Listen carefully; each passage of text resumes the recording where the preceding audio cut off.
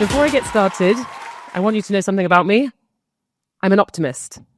I'm optimistic about the future. I want you to know that because it's not going to sound like it for a little bit to begin with, but I am.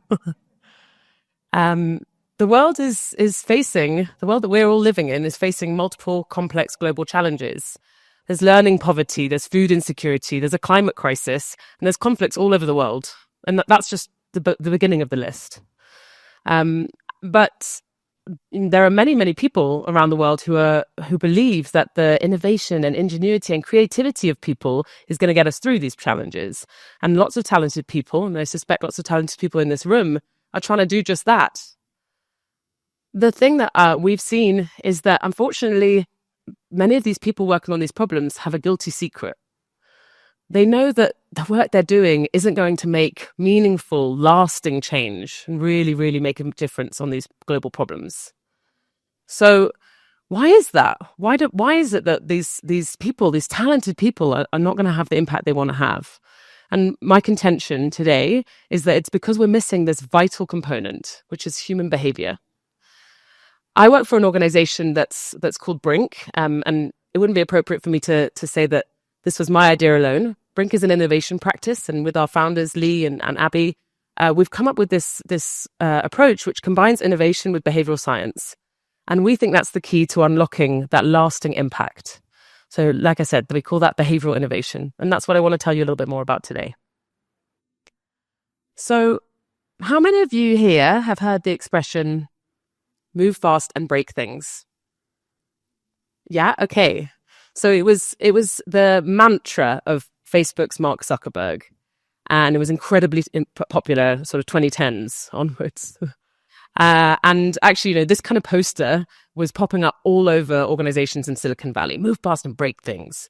And it really summarizes this ethos that disruption is the route to innovation. That's so that you could see across Silicon Valley. And I think, yes, that disruption drives some innovation, but with some serious ethical considerations, as we've seen over time, right? Facebook alone has got over $5 billion worth of fines because of privacy violations. And then there's, worse stories like Theranos. I don't know if you heard about them, but it's a healthcare startup in Silicon Valley who promised these revolutionary blood tests and actually turned out to be totally fraudulent. So, the idea that move fast and break things is going to drive innovation really needs to be interrogated a little. And this next slide shows you a picture. It's actually a picture from the wall of Meta, which used to be Facebook.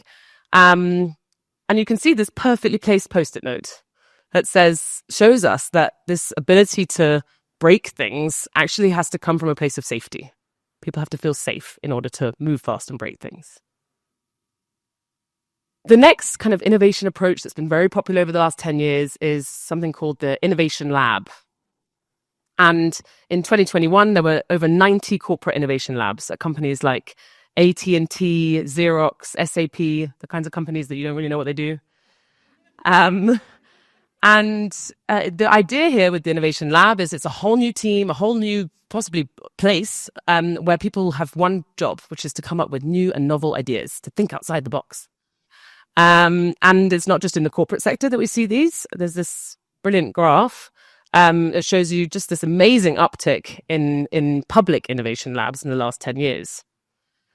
Unfortunately, what you see is that these innovation labs don't quite have the impact they're looking for when they're too separate from business as usual. So I'll tell you a little story. It's quite a famous case study people use. It's from Timberland, the shoewear company. They had set up the Invention Factory, which was actually in 2005, so a long time ago now. And the team there at the Invention Factory came up with a whole new line of footwear called Travel Gear. And initially, the Timberland sales team really didn't want to push that product, which was a real blocker. And the reason was because they weren't involved in designing this new product and they really didn't get it. So the point there is, innovation doesn't matter how technically brilliant the innovation is, the people have to get behind it.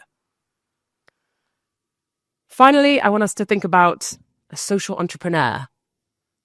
I'm going to tell you a little story, and I can't name names, so I just want you to believe me when I tell you that this is a story that I've encountered a number of times. Let's call her Yvette. She's a social entrepreneur.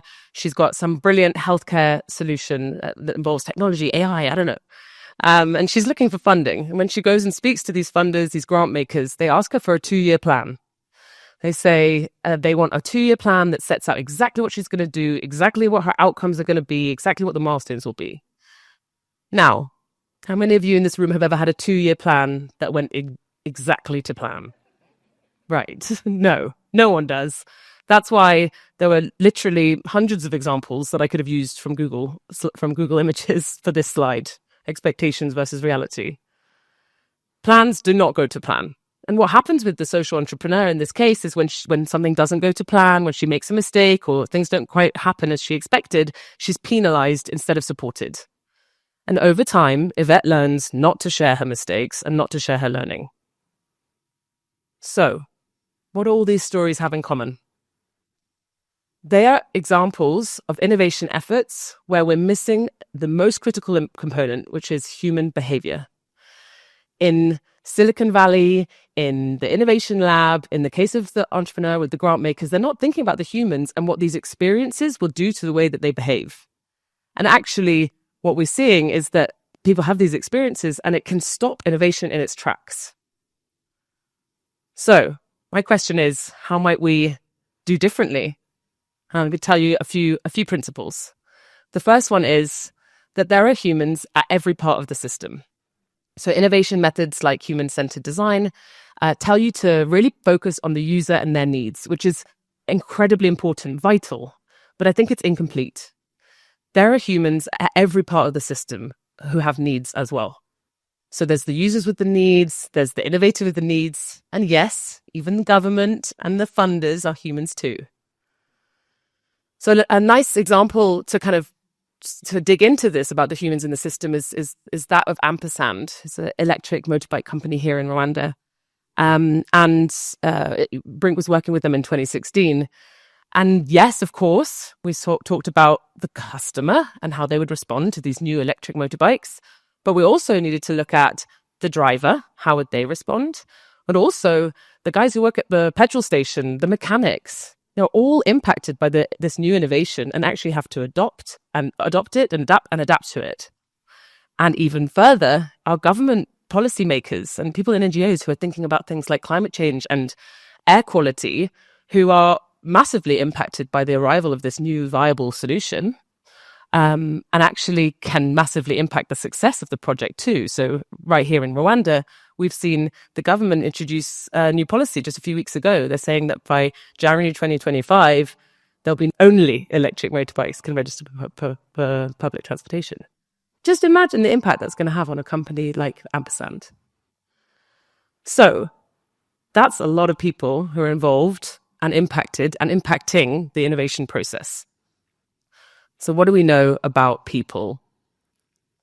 We are not rational.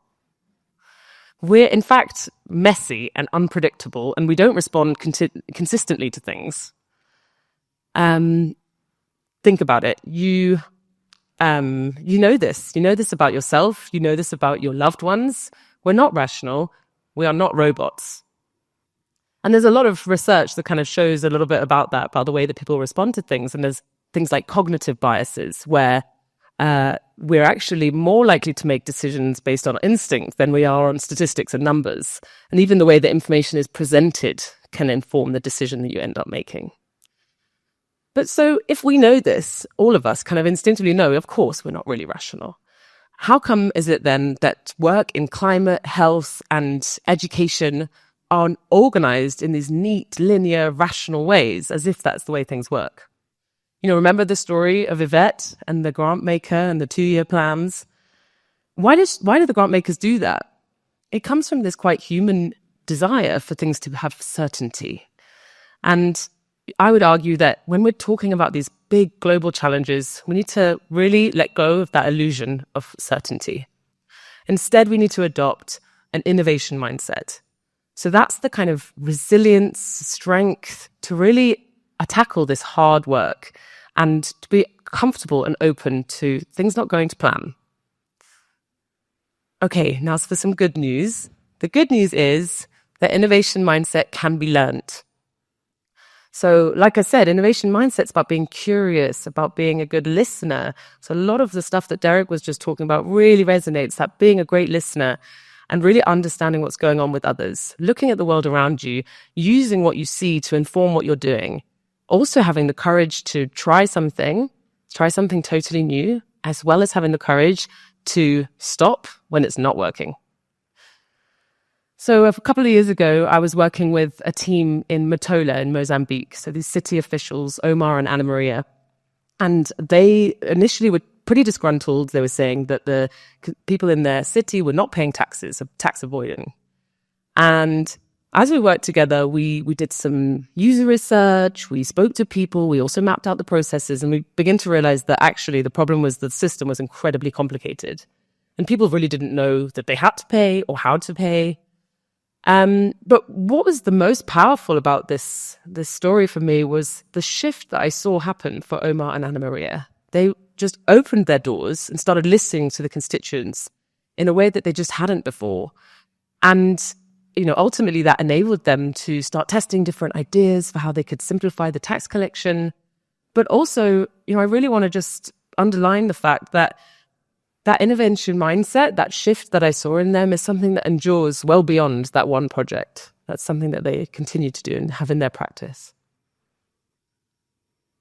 Finally, I want to tell you about this insight that we have from behavioral science, that behavior is informed by context.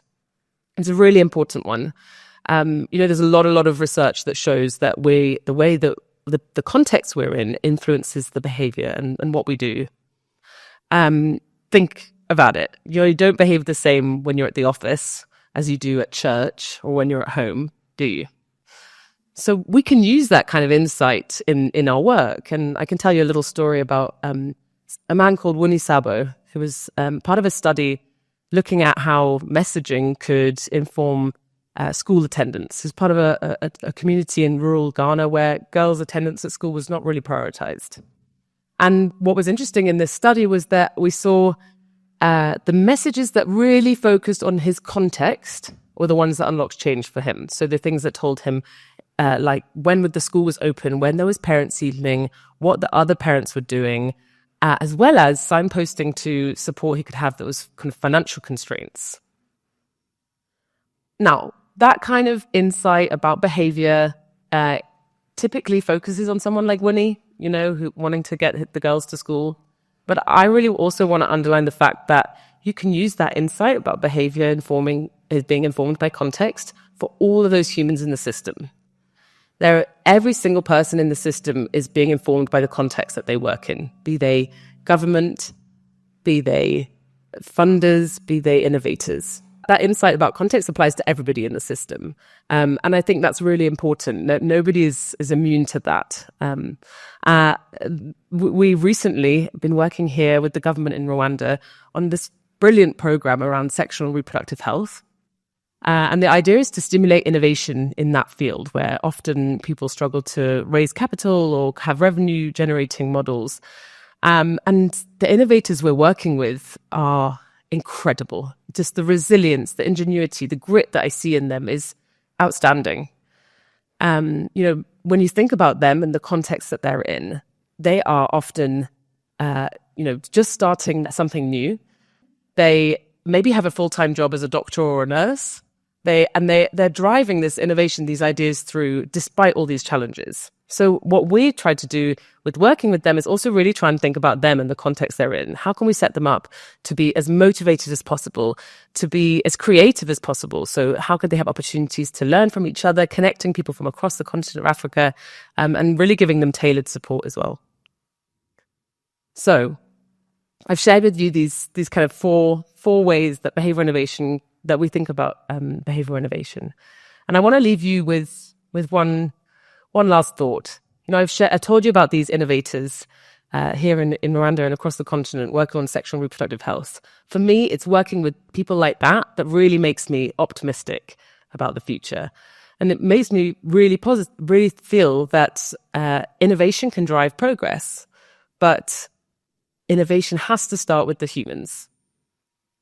There's this brilliant quote by Christina Maslach from the University of Berkeley. She says, Imagine investigating the personality of cucumbers to discover why they had turned into sour pickles without analysing the vinegar barrels in which they had been submerged. The point really here is that when we're talking about these big global challenges, we cannot do it alone. We've got to work together across all the humans in the system. We've got to find a way to come together and work on these things. So that can be difficult, and it can be easy to think of others as bad actors. And in those circumstances, I want you to think about this quote. What is the vinegar that they're sitting in? What is the context that is informing their behavior? And how could we actually bridge across and understand each other better? So let's get curious about the vinegar. Thank you.